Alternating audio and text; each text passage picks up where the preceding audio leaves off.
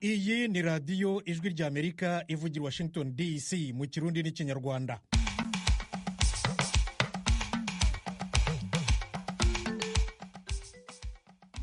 nshuti banywanyi bwakeye neza, mu karere ka Kisoro muri Uganda muradukurikira kuri FM 88 n'ibice 9 y'ijwi rya Muhabura. Mu Rwanda muratwumvira kuri FM 104 n'ibice bitatu na FM 93 n'ibice bitatu. Mu Burundi turi ku mirongo migufi metero 25, 31 na 41. Ikaze muri kumwe na Thomas Kamirindi. Umutekano w'abasivile uteye impungenge mu burasirazuba bwa Repubulika ya Demokarasi ya Kongo kubera intambara. Twabonye umutekano ari mukeya, mbese tubona nta mahoro, turagaruka n'ibyo twari tujyanye turabibitsa, none tugeze hano nyine tubona n'ubundi biracyari kwa kundi, n'amasasu turi kuyumva, dusubiye inyuma nyine turatashye. Uyu ni Niyitangamugisha Maria, umunyekongokazi wari wahunze asubizwa inyuma n'ingabo z'u Rwanda ku mupaka muto wa Rubavu. Iyi ntambara kandi yahitanye na bamwe mu baturage b'u Rwanda kubera amasasu yambukiranyije umupaka. Naho abaterabwoba hafi 40 batawe muri yombi muri Afurika y'Uburasirazuba muri aya mezi abiri ashize. Amakuru arambuye ni mu kanya gato cyane, mugume hafi.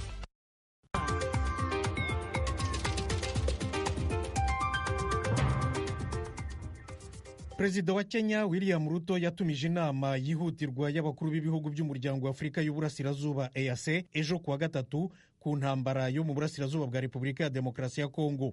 Yayivuganyeho na bagenzi be b'u Rwanda Paul Kagame na Kongo Felix Tshisekedi, kandi bombi bemeye kuzayijyamo nk'uko yabitangaje mu kiganiro yaragiranye n'abanyamakuru i Nairobi. Muri iki gihe William Ruto niwe perezida wa EAC. EAC igizwe n'ibihugu 8 ari byo Kenya, Sudani y'Epfo, Somalia, Tanzania, Repubulika ya Demokarasi ya Kongo, Uganda, Uburundi n'u Rwanda.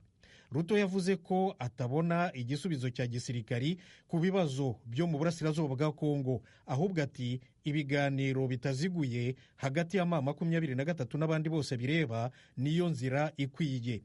Uretse iyi nama y'abakuru b'ibihugu bya EAC, inteko y'amahoro n'umutekano y'umuryango w'ubumwe bwa Afurika nayo iraterana by'igitaraganya kuri uyu wa kabiri ku cyicaro cyayo i Addis Abeba muri Ethiopia, nayo isuzume ibyo mu burasirazuba bwa Kongo. Tukiri muri Afurika y'Uburasirazuba ariko bidafite aho bihuriye n'intambara, polisi mpuzamahanga Interpol iratangaza ko abantu 37 bakekwa ko ari abaterabwoba batawe muri yombi muri ako karere muri aya mezi abiri ashize. Fidel Niyongabo araduha inkuru.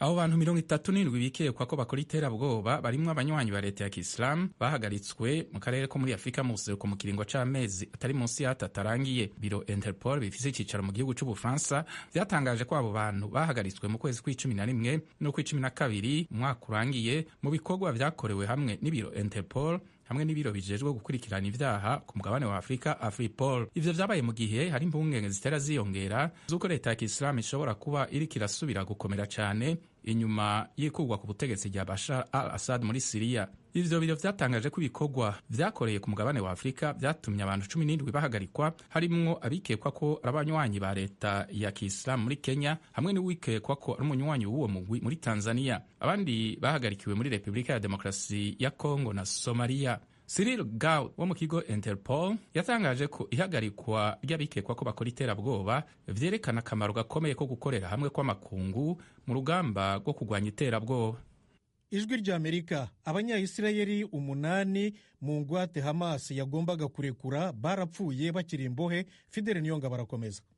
Umuvugizi wa leta ya Israel David Menser niwe yatangaje iyo nkuru kuri uyu wa mbere. Yavuze ko iyo nkuru yamenyeshejwe imiryango yabo. Ni mu kiganiro yahaye abamenyesha makuru kuri uyu wa mbere. Ntiyatanze amazina y'abapfuye. Kubagizwe imbohe 26 bitegekanijwe ko barekugwa mu ntambwe ya mbere y'amasezerano yerekeye agahengwe hagati ya Israel n'umugwi Hamas. 18 gusa nibo bakiri bazima. Amasezerano y'agahengwe hagati ya Israel n'umugwi Hamas yatangajwe mu ntango z'ukwezi kwa mbere inyuma y'amezi atari make ibiganiro ataco byari vyashitse ko yagiye mu bikorwa ku itariki 19 y'ukwezi kwa mbere. Ayo masezerano yahagaritse amezi arenga 15 y'ingwano yatangwa igihe umugwi Hamas wakora igitero ku butaka bwa Israel ku itariki 7 y'ukwezi kw'icumi mu mwaka wa 2023. hisunzwe intambwe ya mbere y'ayo masezerano vyari bitegekanijwe ko abagizwe imbohe n'umugwi Hamas mu ntara ya Gaza 33 barekugwa, mu gihe abanyapalestina barenga 1,900 bapfungiwe mu mabohero yo muri Israel nabo nyene barekugwa. Abafasoni b'abanya-Israel 7 bararekuwe kuva amasezerano y'agahengwe hagati ya Israel na Hamas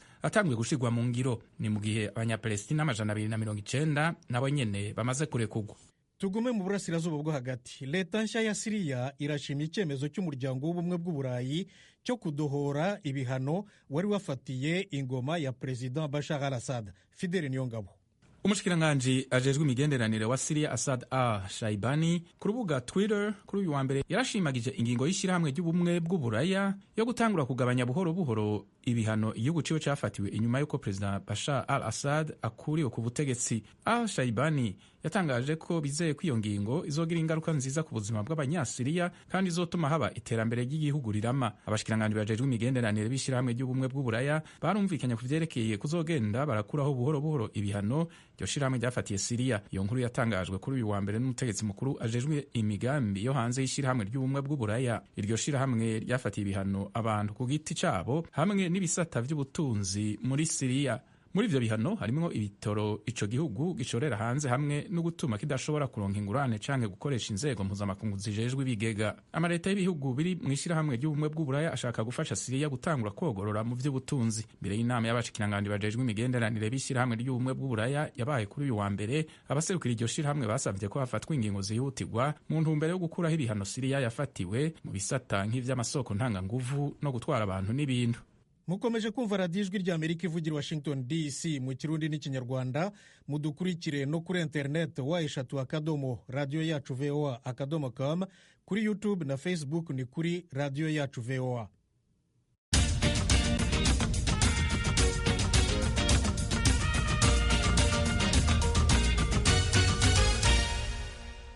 Amakuru y'akarere k'ibiyaga bigari turayaharira intambara yo mu burasirazuba bwa Repubulika ya Demokarasi ya Kongo. Inteko y'umuryango w'abibumbye ishinzwe umutekano ku isi yemeza ko u Rwanda rufite ingabo mu mutwe w'inyeshyamba wa M23, irarusaba kuzikura muri Repubulika ya Demokarasi ya Kongo. Tim Ishimwe araduha ibindi kuri iyi nkuru. Kubera amasasu yiyongereye mu mujyi wa Goma no mu nkengero zawo, Minisitiri w'ububanyi n'amahanga w'Ubufaransa Jean-Noël Barrot yavuze ko igihugu cye cyamaganye kivuye inyuma igitero cya M23 gishyigikiwe n'ingabo z'u Rwanda. La France exprime sa solidarité à l'égard de la République. Ubufaransa bugaragaje ko bushyigikiye Repubulika ya Demokarasi ya Kongo n'ubusugire bwayo. Ubufaransa bwamaganye bwivuye inyuma ibitero byagabwe na M23 ifatanyije n'u Rwanda byahitanye abasirikare ba Loni bikanakura mu byabo ibihumbi byinshi by'abaturage b'abasivili. Imirwano igomba guhagarara hanyuma ibiganiro bigasubukurwa. Ibyo ni nabyo Ubufaransa bwagaragaje mu kanama ka Loni gashinzwe umutekano. La France s'est exprimée au Conseil de sécurité des Nations Unies. Dorothy Camille Cher wungirije ambasaderi wa Amerika muri ONU nawe yavuze ko Amerika yamaganye ibi bitero by'ubushyamirane bikorwa na M23. Bavandimwe, twamaganye twivuye inyuma ibitero by'u Rwanda na M23 kuri Goma no kuri Sake. Leta Zunze Ubumwe za Amerika izakoresha uburyo bwose ifite mu kubaryoza uruhare rwabo abo bose bakomeza gutiza umurindi intambara bateza akaduruvayo n'umutekano muke muri Kongo. Repubulika ya Demokarasi ya Kongo ntiyigeze ihwema kuvuga ko mu ntambara irimo irwana ihanganye n'u Rwanda kurusha uko ihanganye n'umutwe wa M23. Ibi byashimangiwe na Therese Kayikwamba, Minisitiri w'ububanyi n'amahanga wa Kongo, ubwo yari muri iyi nama i New York. Monsieur le Président, distingués membres du Conseil, malgré les alertes répétées du gouvernement. Bwana Perezida, banyacubahiro, banyamuryango b'aka kanama, naho leta ya Kongo imaze imyaka 3 igabisha aka kanama ntaco kabikorako. Aka kanama ntigakwiye kunyurwa gusa n'amatangazo yerekana impungenge canke no kwama kamenyeshwa iki kibazo gusa. Ou de rester simplement saisi de la question. Ambasaderi warwo muri ONU Ernest Rwamucyo we yavuze ko u Rwanda rwababajwe uko ibintu byifashe mu karere, ndetse yumvikana nk'ushinja Kongo kuba itifuza ko habaho amahoro arambye. U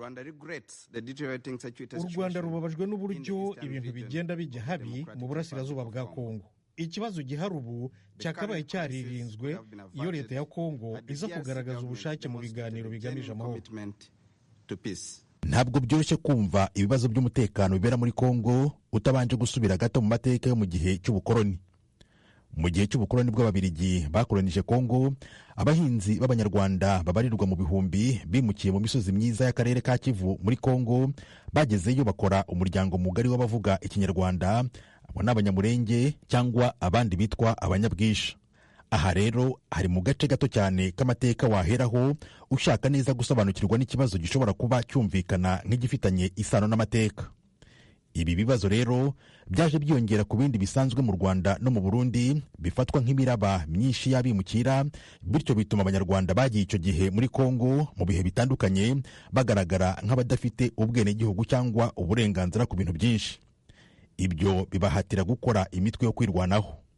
Mu mwaka w'1996 ubutegetsi bw'uwahoze ari perezida wa Kongo icyo gihe yitwaga Zaire, Mobutu Sese Seko, yategetse kuva mu mwaka w'1965 yari ashyigikiye uwari perezida w'u Rwanda Juvenal Habyarimana wapfuye mu mwaka w'1994.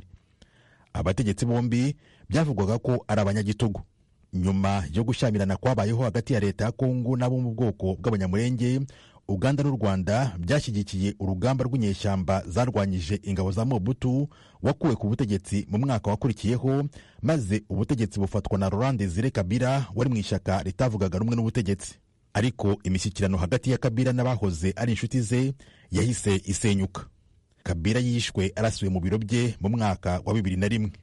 Mu mwaka w'1998 mu ntara ya Kivu hatangiye indi myivumbagatanyo yari ishyigikiwe n'u Rwanda, amaherezo igera no mu bindi bihugu byo muri aka karere no mu matsinda menshi yitwaje intwaro. Kongo yashinje u Rwanda ubushotoranyi, mu gihe Kigali yo yavuze ko kwivanga k'u Rwanda kwatewe n'impamvu z'umutekano w'igihugu. Intambara yatangiye yatumye umubano mu bya diplomasi hagati ya Kongo n'u Rwanda uba mubi, ndetse byasabye imyaka irenga 10 kugira ngo usubireho. Ugushyamirana kw'icyo gihe kwari kugambiriye kugenzura ahacukurwa amabuye y'agaciro yo muri ako gace, ndetse muri 2000 habayeho ugushyamirana gukaze hagati y'ibihugu by'u Rwanda na Uganda mu mujyi wa Kisangani. Mu mwaka wa 2022 u Rwanda na Kongo byashyize umukono ku masezerano y'amahoro, ariko kuva icyo gihe ahubwo umubano w'ibihugu byombi urushaho kugaragaramo agatotsi, ku buryo buri gihugu cyashinjaga ikindi kuba nyirabayazana cyane mu kwivanga mu bibazo by'ikindi binyuze mu mitwe yitwaza intwaro. Mu rwego rwo gushaka gukemura ibibazo byabaye karande mu burasirazuba bwa Kongo, abategetsi batandukanye bumvikana basaba bagenzi babo bavugwa muri iki kibazo kumvikana bagashakira umuti w'ikibazo mu biganiro akarere kagatekana. Perezida wa Kenya William Ruto yatangaje inama idasanzwe y'umuryango wa Afurika y'Uburasirazuba yo kuganira ku bibazo biri muri Kongo nyuma y'uko iki gihugu gishinje u Rwanda kohereza ingabo zikambuka umupaka gufata umujyi wa Goma. Consequently, and having consulted with the heads of state of our region, nyuma yo kuvugana n'abakuru b'ibihugu byo mu karere kuri iki kibazo kitoroshye, turaza gutumiza inama idasanzwe y'umuryango wa Afurika y'Uburasirazuba kugira ngo twungurane ibitekerezo kuri iki kibazo, dufatire hamwe umwanzuro w'icyakorwa. Tumaze kubona uburyo ikibazo cy'ubutabazi gikomeje kugana habi bitewe n'ibikorwa bya gisirikare bikomeje, ibyo birimo n'ifungwa ry'ikirere cya Goma, ndasaba ko imirwano yahagarara bwangu bidasubirwaho. Kugeza ubu ibihugu birimo Amerika, Ubufaransa, Ubwongereza n'Ubudage byahamagariye abaturage babo kuva i Goma. Ntabwo ari ubwa mbere umutwe wa M23 ufashe umujyi wa Goma, kuko n'ubundi byigeze kubaho mu mpera za 2012, ariko ntibamaze igihe kinini bawugenzura kuko bamaze gusa ibyumweru 2. Icyo gihe ingabo za Kongo n'iz'umuryango w'abibumbye zawubirukanyemo, bamwe mu bagize uyu mutwe bahungira muri Uganda, abandi bajya mu Rwanda. Imyaka 8 nyuma yaho uyu mutwe wongeye kubura imbunda usubira ku rugamba, ubwo hari muri 2021. Umutwe wa M23 uvuga ko wafashe umujyi wa Goma, umurwa mukuru w'intara ya Kivu ya ruguru. Leta nayo ikavuga ko ingabo zayo FARDC zikigenzura uduce tumwe na tumwe twa Goma. Umunyamakuru wacu uri Goma, Jimmy Shukrani Bakomera, aratubwira uko byifashe. Nibyo mu by'ukuri imirwano yari ihuje ingabo za FARDC na M23. Ahangaha turi ubu ngubu haratuje cyane kuko turi muri komine ya Goma, haratuje cyane kuko mu masaha y'igicamunsi nibwo umutwe wa M23 wigaruriye umujyi wa Goma. Gusa mu bice bigana ku kibuga cy'indege ubu ngubu haracyabarizwa imirwano irimo guhuza M23 n'imitwe ya Wazalendo, kuko hari imitwe ya Wazalendo yasigaye mu mujyi, ariko utundi duce tw'umujyi nko muri komine ya Goma hose ubona ko hatuje. Abaturage barimo gutembera muri aya masaha y'ijoro, gusa ibikorwa byose byahagaze. None se aho uri birumvikana ko ubwo abashinzwe umutekano basa nk'aho bahindutse, umutekano watubwira ko wifashe ute? Umutekano urebye buri muntu, ntabwo navuga ko umutekano ari mubi cyane, ko inzego z'umutekano zitari muri uyu mujyi muri komine ya Goma ndetse habe na M23, kuko ntabwo turababona bari muri aka gace, banyuze ku muhanda mugari uva ngo muje Sake, ariko umutekano wifashe neza kuko nta kavuyo navuga ko kari aha ngaha. Umutekano umeze neza, nubwo ubona ko hari ubukonje mu baturage, ariko umutekano wo nta kibazo gihari muri aya masaha. Ese watubwira ko ari nde ugenzura umujyi wa Goma ubu ngubu? Ubu ngubu igice kinini cy'umujyi wa Goma kiragenzurwa na M23. Ni agace gato kakiberamo imirwano muri centre ville, ahantu hitwa Elveya. Hari hasanzwe hari ibirindiro bya MONUSCO, by'ingabo za MONUSCO, ariko igice kinini muri aya masaha kiragenzurwa na M23, cyane ko anarigenzura umuhanda mugari uva Goma ujya Sake n'umuhanda uva Goma winjira muri teritwari ya Nyiragongo ugakomereza teritwari ya Rucuru. Birumvikana nawe tuvugana mu kanya watubwira ko kujya hanze bitoroshye, turavugana ugomba kuba uri mu nzu nawe kubera mu kibazo cy'umutekano. Hanyuma kugeza ubu ntacyo leta ya Kongo cyangwa se umutwe wa 23 baratangaza ku bijyanye n'umujyi wa Goma nyirizina uko ugenzurwa n'icyakurikiraho? Uretse amatangazo twabonye ku munsi w'ejo nyuma y'inama yahuje abakuru ku rwego rwa Kinshasa, ndetse no kuba M23 nayo hari amatangazo yari yarashyize w'ejo isaba abasirikare ba FARDC gushyira intwaro hasi bakazijyana mu kigo cya MONUSCO. Kugeza aya masaha nta tangazo haba ku rwego rwa leta turabona, cyane ko umujyi wa Goma ubu ngubu birumvikana nta muriro uhari, amashanyarazi ntayo, na network cyangwa se connection ntabwo ziri gukora aha ngaha. Kugeza ubu nta matangazo haba ku mpande zombi, haba kuri M23 cyangwa se kuri FARDC cyangwa se kuri guverinoma ya Kinshasa, nta matangazo turabona ku bijyanye wenda n'iyoborwa ry'umujyi wa Goma cyangwa se n'ingamba zaba zirimo gufatwa mu kugira ngo umujyi wa Goma wongere uyoborwe neza. Nta matangazo namwe turabona ku mpande zombi. Hanyuma se ku bantu mushobora kuba mwavuganye muri uyu mugoroba, Jimmy, wumvise batekereza iki? Wumvise bameze bate? Mumuka abantu twavuganye barimo abo navuganye nabo harimo impunzi.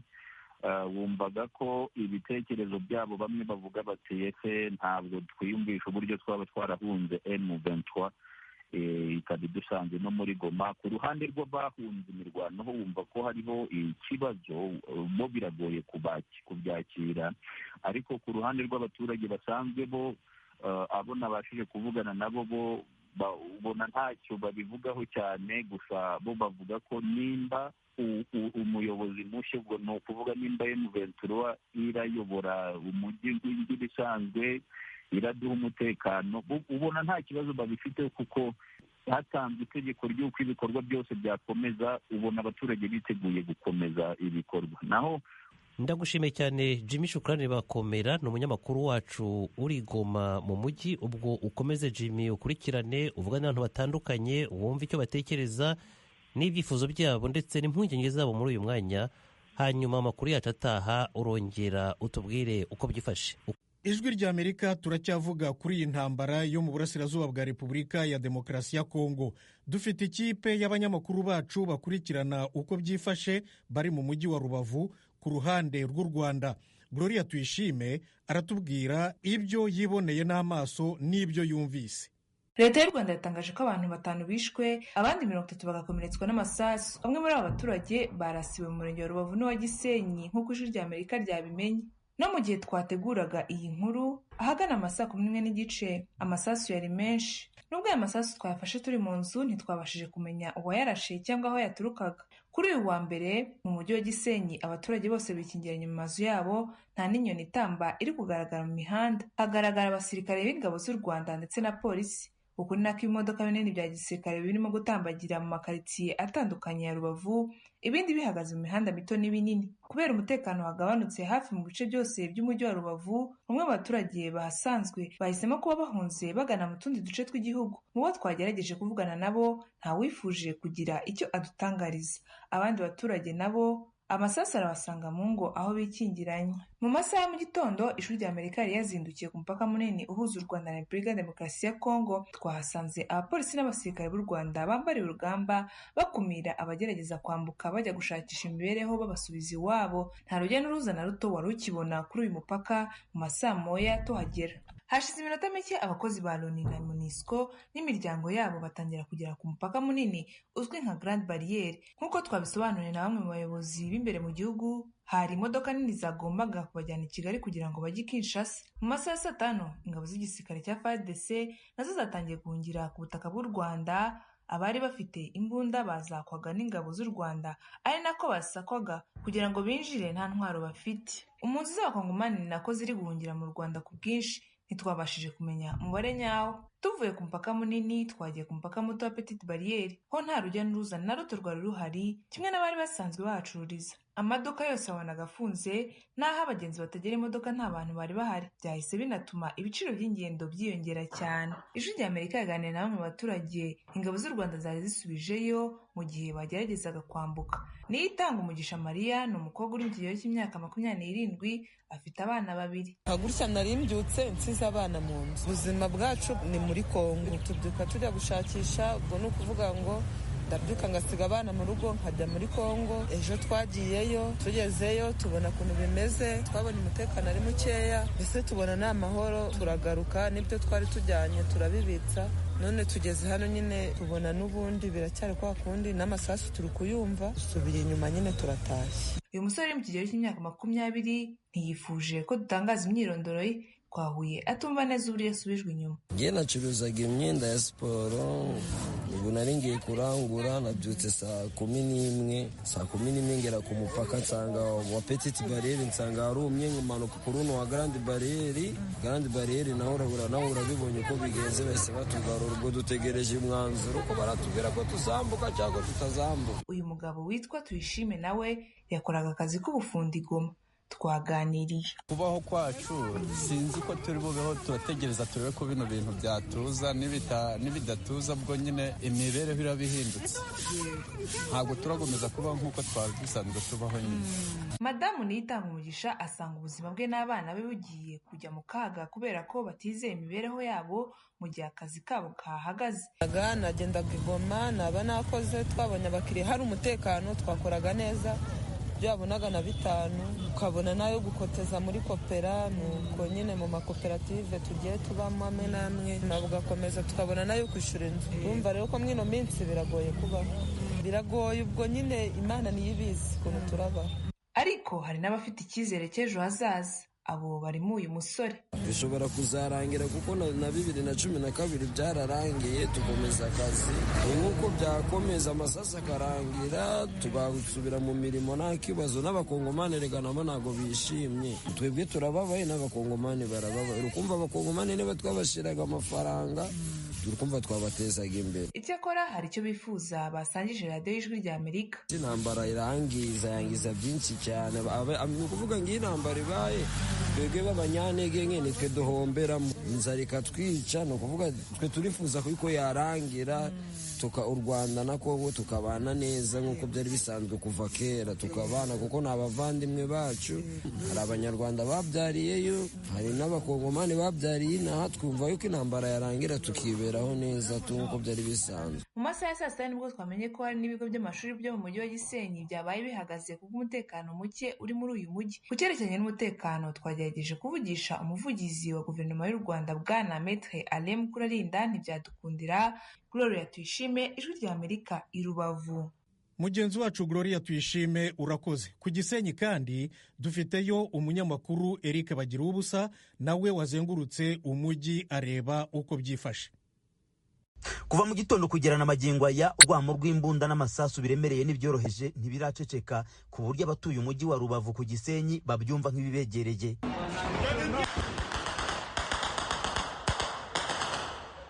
Ibi bisasu ko impande zombi zakomezaga guhangana, hagiye humvikana ibyagoga ku butaka bw'u Rwanda. Nk'aho Ijwi ry'Amerika yari ihagaze hafi n'umupaka munini, mu masaha y'ine za mu gitondo haguye igisasu kinini nko muri metero 5 z'aho twari duhagaze, abari aho bahita bakwira imishwaro. Kugeza ubu imipaka ihuza ibihugu by'u Rwanda na Kongo yombi irafunze kubera ikibazo cy'umutekano muke. Naho mu mujyi wa Gisenyi ubuzima burasa n'ubwahagaze na cyane ko serivisi hafi ya zose ziriwe zifunze.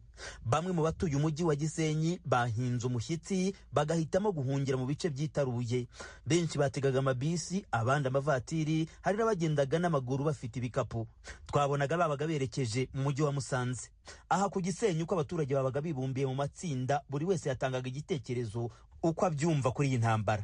Abantu basubwenge kurinda byebye ku buryo na Gisenyi uzi ko nanzi ko nijoro barifanga bagiye fata ngo mama sasta zanije njye nayo ndikurikirana. Ndi kuvana n'uyu mama. Uno mama yagize bwa Fatima Majane niba fata goma namwe murahunga bana Gisenyi. None urebe kumba batipe babazengurutse kare. None urebe ko basubwenge hano barano kuri koresho wahageze. Uravye sina modoka zirimo. Bara basirikare bamenye hari banyuza no ku mupaka bari kurinjira. Nawe ndebere. Bagiye barabafasha. Abaturage bari bashungereye ubona ko bashishikariye gukurikira urugamba, byabaye ngombwa ko inzego z'umutekano n'abandi bayobozi babakumira. Ni hafi, bari hafi kabisa. Hano bari hano mu kibuga. Hari abari kurwana ni hari. Ura mwotsi uri kubona.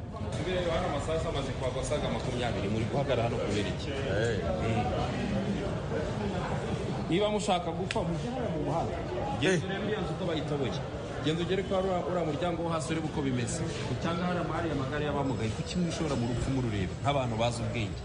Hano nturi ku rugamba umugore akumva ngo guye avuga ngo uri gushungera iki.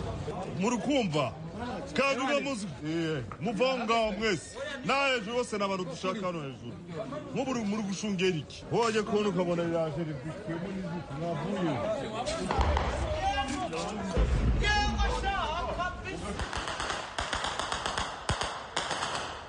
Bamwe bakavuga ko bishimiye iby'iyi ntambara bakanasobanura impamvu zabo.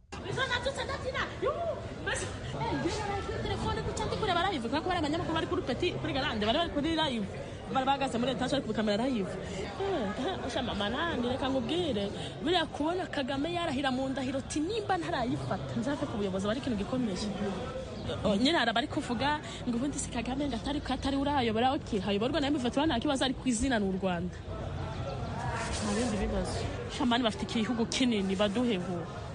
Ijwi ry'Amerika yabonye abari abarwanyi bo mu ngabo za Kongo FARDC bamanitse amaboko bahungira mu Rwanda. Abo twabonye baragera muri 80 barinzwe n'abasirikare b'u Rwanda. Twabasanze bicaye mu kibuga kiri mu murenge wa Gisenyi hafi n'ikiyaga cya Kivu. Bamwe bambaye gisivili, abandi baracyari mu mpuzankano, bose bari ku mapeti mato. Badusobanuriye ko bageze ku butaka bw'u Rwanda. Ndio tunafika pa Rwanda paske ni mgini jirani yetu na njo tulifika hapa ku government ya Rwanda. Twageze hano mu Rwanda kubera ko ari umujyi w'abaturanyi, niyo mpamvu twageze mu butegetsi bw'u Rwanda ngo buturinde kugeza igihe tuzasubirira iwacu. Niyo mpamvu turi hano.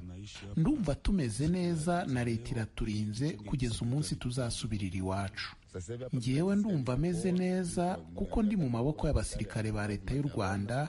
ubwo tuzareba ikizakurikira. Nibavuga ngo tugende iwacu i Kongo tuzagenda, bavuze ngo twiyunge ku gisirikare cyabo, twe turi abasirikare. Umusirikare akora nk'umugore cyangwa umugabo. Sisi tuko bajeshi, jeshi anakuwa kama mwanamke mwenye ana mwanaume.